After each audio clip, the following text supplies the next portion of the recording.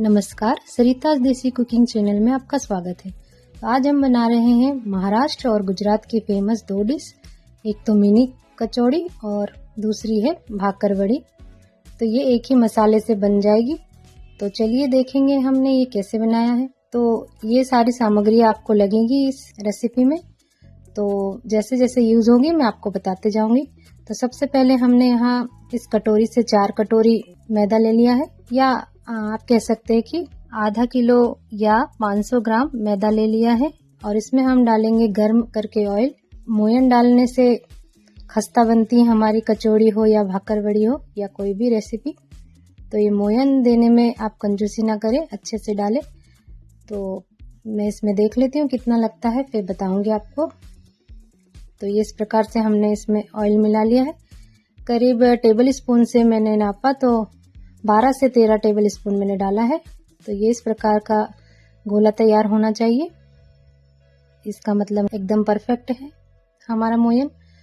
तो अब हम इसे नॉर्मल पानी से गूंथ कर तैयार कर लेते हैं। तो हमें इसका सॉफ्ट आटा लगाना है, जैसे हम पूड़ी या चपाती के लिए लगाते हैं। तो ये मैंने लगा लिया है। तो इसको हम रखेंगे कम से कम 20 से 25 मिनट के लिए रेस्ट होने के लिए। तब तक हम मसाला तैयार कर लेते हैं। तो कुछ मसालों को हम भूनकर तैयार कर लेंगे। तो मुझे इस आटे में 1 गिलास पानी लगा था टोटल। तो चलिए अब हम एक पैन गरम कर लेते हैं। उसमें मैंने करीब 1.5 चम्मच जीरा, 1.5 चम्मच सौंफ और करीब 1 चम्मच अजवाइन ले ली है। तीनों को हम भून लेंगे। भूनने से इनका स्वाद और बढ़ जाएगा। जिससे हम राइस खाते हैं वही स्पून लिया था, उसी से सारी सामग्री में मेजर करूंगी। तो ये लगभग 1 से 1.5 मिनट में हमारी ये सामग्री भुन गई है। अब इसे निकालते हैं एक प्लेट में। और इसी पैन में हम ले लेंगे 2 टेबल स्पून तिल। आप इन सामग्रियों को ज़्यादा या कम करके अपने अनुसार ले सकते हैं। तो इन्हें भी भून लेंगे।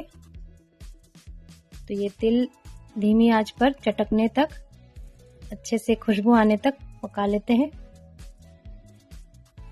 और इसे भी हम निकाल लेते हैं एक प्लेट में। हमने मूंगफली पहले से ही भुनी हुई ली थी, फिर भी हम थोड़ा सा 10-15 सेकंड के लिए इसमें पैन गरम है तो चला लेते हैं।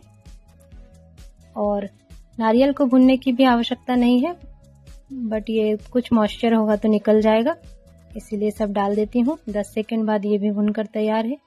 अब सारे मसालों को हम थोड़ा ठंडा होने के लिए रख देंगे। तो 3-4 मिनट में हमारे मसाले ठंडे हो गए हैं।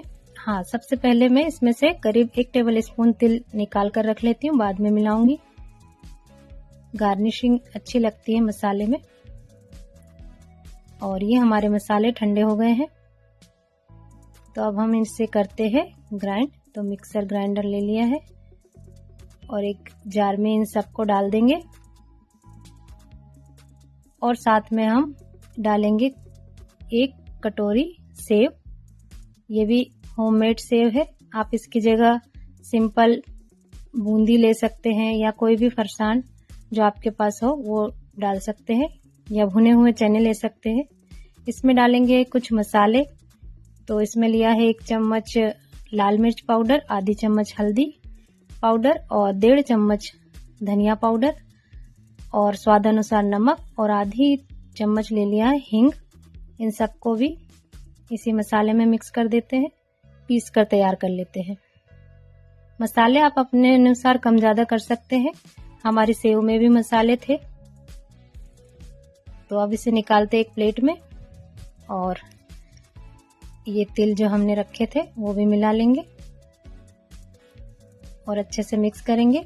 तो ये मसाला हमारा थोड़ा सूखा है, तो इसमें बाइंडिंग लाने के लिए या इसके गोले तैयार करने के लिए हमें इसे थोड़ा गीला करना होगा। तो यहाँ हम ले लेंगे टोमेटो सॉस। आप सॉस की जगह इमली की चटनी भी इस्तेमाल कर सकते हैं, या आप आमचूर पाउडर डालकर इसमें ऑयल भी डाल सकते हैं। तो आपको जितना पसंद हो, या इसे बाइंड होने तक हम इसमें सॉस मिलाकर तैयार कर लेते हैं। और इसके छोटे छोटे गोले तैयार कर लेते हैं, जिससे हम अपनी कचौड़ी भरेंगे। तो ये हमारा गोला तैयार हो चुका है। ये देखिए, बड़े छोटे अपने अनुसार बना लीजिए। मिनी कचौड़ी बन रही है इसीलिए छोटे छोटे गोले तैयार कर रही हूँ मैं। तो इसी प्रकार से सारे गोले तैयार कर लेती हूँ। ये हमारी गोले तैयार हो गए हैं। अब चलिए आटे के पास। तो ये आटे में से हम थोड़ा सा आटा निकाल कर रख लेते हैं भाकरवड़ी के लिए। इन कचौड़ियों को आप किसी भी मौसम में बनाकर रख सकते हैं। कोई बर्थडे पार्टी हो, एनिवर्सरी हो, या कोई भी किसी भी प्रकार की पार्टी या कोई भी ओकेशन, इसमें बनाकर रख लीजिए और ये काफ़ी दिनों तक स्टोर करके खा सकते हैं। तो अब ये गोले जो बने हुए हैं मसाले के, उससे थोड़े से बड़े हम लोग मैदा के गोले तैयार कर लेते हैं और अब इसे अंगूठे की सहायता से थोड़ा सा बड़ा कर लेंगे। उसके बीच में रखेंगे एक स्टफिंग का गोला और इस प्रकार से उंगली और अंगूठे की सहायता से गोल गोल करते हुए एक्स्ट्रा आटा ऊपर की ओर निकाल कर हटा देंगे और इस प्रकार से हमारी मिनी कचौड़ी बन जाएगी। तो ये हमारी बनकर तैयार हो गई है। एक और दिखाती हूँ आपको। तो ये हमने लोई ली, उसे पलट दिया और थोड़ा सा बड़ा कर लिया। उसमें डाला एक स्टफिंग का गोला और उंगली और अंगूठे की सहायता से उसे दबाते हुए एक्स्ट्रा आटा ऊपर की ओर निकालकर उसे तोड़ देंगे। और ये अच्छे से करना है, कहीं से हमारी कचौड़ी खुलना नहीं चाहिए वरना ऑयल खराब हो जाता है। तो ये अच्छे से हम लोग इसी प्रकार पूरी कचौड़ी तैयार कर लेते हैं। और अब जो हमारा आटा बचा हुआ है मैदा, उससे हम भाकरवड़ी बनाकर दिखाएंगे। तो ये इस प्रकार एक ही मसाले से हमारी 2 डिश बनकर तैयार हो जाएगी।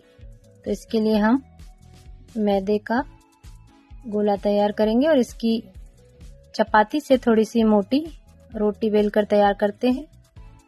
तो इस डिश को भी आप कभी भी बनाकर खा सकते हैं। एक बार बनाकर रख लीजिए और अच्छे से ठंडा होने के बाद एयर टाइट डब्बे में भरकर रख लीजिए और महीने भर तक एंजॉय कीजिए। तो ये हमने चपाती बेलकर तैयार कर ली है। अब इसमें फोक की सहायता से या चाकू की सहायता से हम प्रिक करेंगे। ये करना बहुत ज़रूरी है, इससे सारे मसाले सारी ओर अच्छे से चले जाते हैं और पकने में भी आसानी होती है भाकरवड़ी को।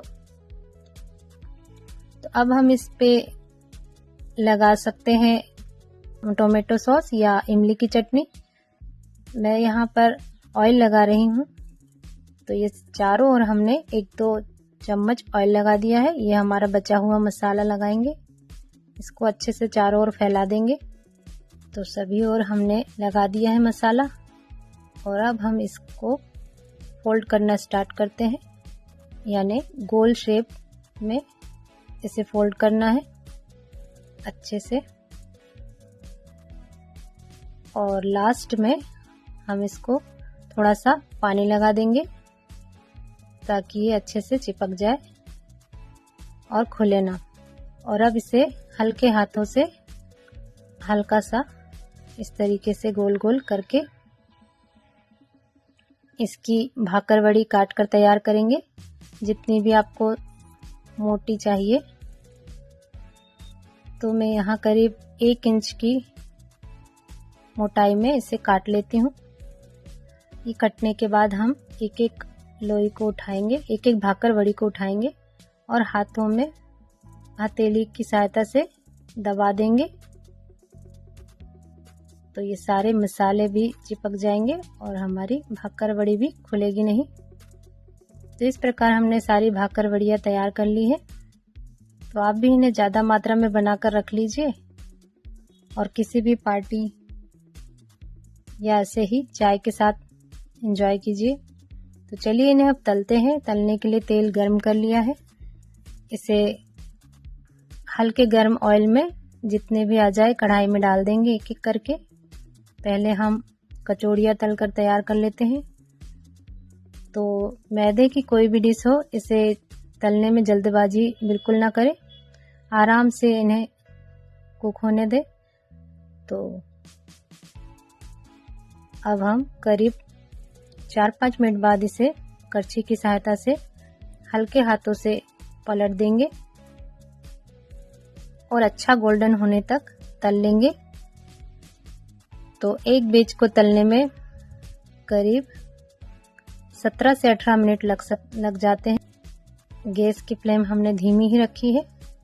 तो ये हमारी बहुत ही सुंदर मिनी कचौड़ी तैयार हो गई है।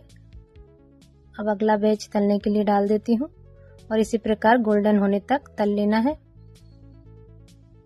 और अब हम डालते हैं हमारी भाकर बड़िया।